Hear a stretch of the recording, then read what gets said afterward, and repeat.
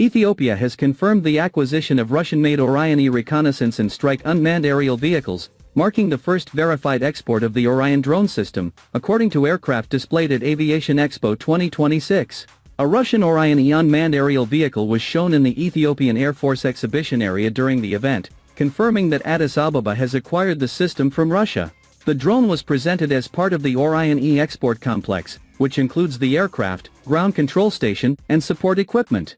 The Orion-E is the export variant of the Orion medium-altitude, long-endurance unmanned aerial vehicle developed by Russia's Kronshtadt group.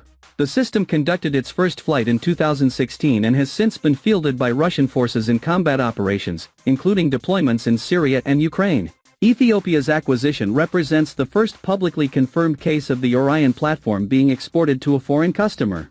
According to open-source analysts, the Orion system has been used by Russian forces for reconnaissance, target acquisition, and strike missions using guided munitions.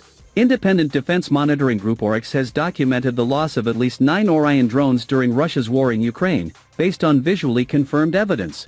The drone displayed in Ethiopia appeared to be configured in a reconnaissance and strike role, consistent with the Orion-E advertised capabilities. The platform is designed to carry electro-optical and infrared sensors for intelligence, surveillance, and reconnaissance missions, as well as guided air-to-ground weapons for precision strikes. Russian promotional materials describe the Orion-E as capable of operating at altitudes of up to 7,500 meters, with endurance exceeding 24 hours, depending on payload. The Orion family occupies a role similar to Western systems such as the MQ-1 Predator, providing persistent surveillance and limited strike capability. In Russian service, the drone has been used to identify targets for artillery and missile strikes, as well as to conduct direct attacks using small precision-guided munitions. The appearance of the Orion-E in Ethiopian markings indicates that Russia has moved from domestic use to international sales of the system, despite ongoing sanctions and export restrictions. Until now, no confirmed foreign operator of the Orion platform had been publicly identified, even though Russia has promoted the Orion-E at international arms exhibitions for several years. Russia has continued to seek export markets for its unmanned systems as part of its broader defense industrial strategy, particularly in Africa, the Middle East, and Asia.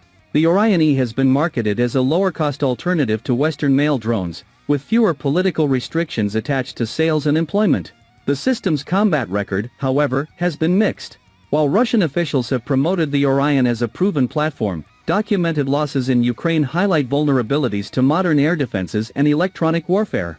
ORIX data indicates that multiple Orion drones were destroyed or damaged by Ukrainian forces, underscoring the risks faced by medium-altitude UAV in contested airspace. Despite these losses, Russia has continued to produce and promote the Orion family, including upgraded variants and export configurations.